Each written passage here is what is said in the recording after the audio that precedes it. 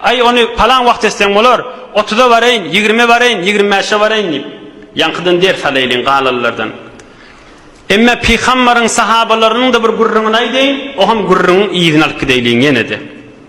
Peygamberimizin terbiyet veren sahabalarının birini der sal, ey cavan oğlan, 20 yaşa yetmedik bir cavan hafızı kullu Kur'an adı kim? Abdullah ibn Amr ibn al-As. 20 yaşa varmanlar. Resulullah sallallahu aleyhi ve sellemin yanına varıptır. Bir qavz edip şunu kulağa söyleyin. Hafiztul Kur'an'el Kerime. Ya Resulallah bütün Kur'an'ı hepsettim deyiptir. 20 yaşa da barmadık sahabamıştık. Yani ne mi?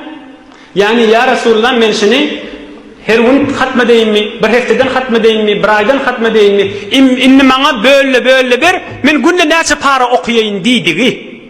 Peygamberimiz ne deyiptir? İqra'hu fi şehrin. Ayda bir gedek hatmet deyiptir. Ol 20 yaşı barmadık cavan sahabe ki Resulullah'ın terbiyetini ululanan adam ol fırsatı elden bermelle vaqt diýerler dünya diýäniň ahiretin ekrançylygy diýip kalbine yazan sahaba näme diýipdir 20 ýaş etmedik cavan sahaba. Qultu ya Rasulallah da'ni astamti'a min kuvveti ve şebabi. Can Resulullah diýipdir. Maňa ijazet ver, men jowallygymdan we daýawlygymdan haýyrlanaýyn, ondan kärrek okuyaýyn da diýipdir. Peygamberimiz ayda bir gedek hatmeda diýetiha.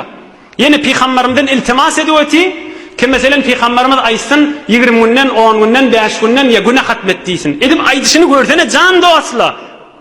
Dani istamti' min kuvveti ve şebabi. Ya Resulullah bana icade ver. Men şu daýawlygymdan, jowallygymdan, kudretin niruy jawaninden istifade edeyin na diýipdir. Aham Peygamberimiz aýdypdyr. Faqra'hu fi ashrin. Her 10 günden bir hatmeda onda diýipdir.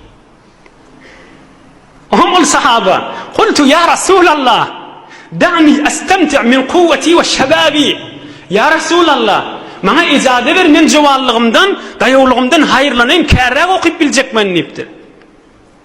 Faqra'hu fi sab'in her 7 günden bir hatme dağı diýipdir. قلت يا رسول الله دعني أستمتع من قوتي وشبابي ey can dostlar ey müminler ey müslümanlar o ham aýdypdyr ya Resulallah maňa ijazet ver diýipdir jowallygymdan kärrek haýyrlanaýyn daýawlygymdan kärrek haýyrlanaýyn diýipdir.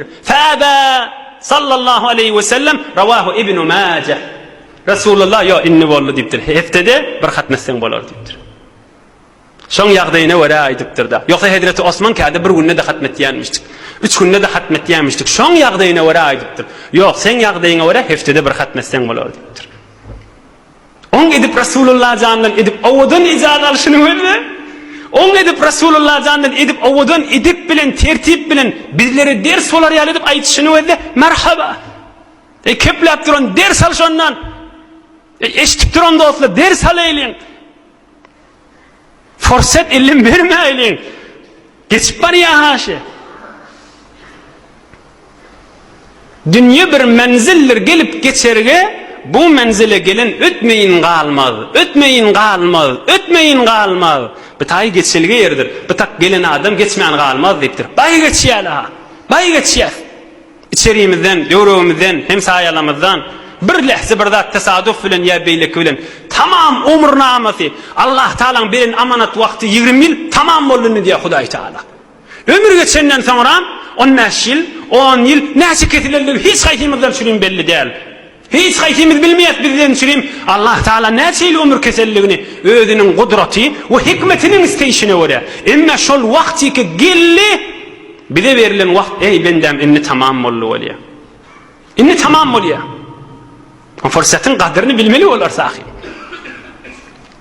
20 yaşında erin ne gami, yıkar dağ odaşı eridir demi. Bir gün ötür yigitligin mevsimi, bendelige kuvvet esbab tapmazsın. Berekellah mahtun ulişan. Bir gün ötür yigitligin mevsimi, bir vakt jovallık geçer, ne muhim geçenne? Bendelige kuvvet esbab tapmazsın. Allah'ın diyenini kärrek edeyin deytinde başarmarsın deyiptir.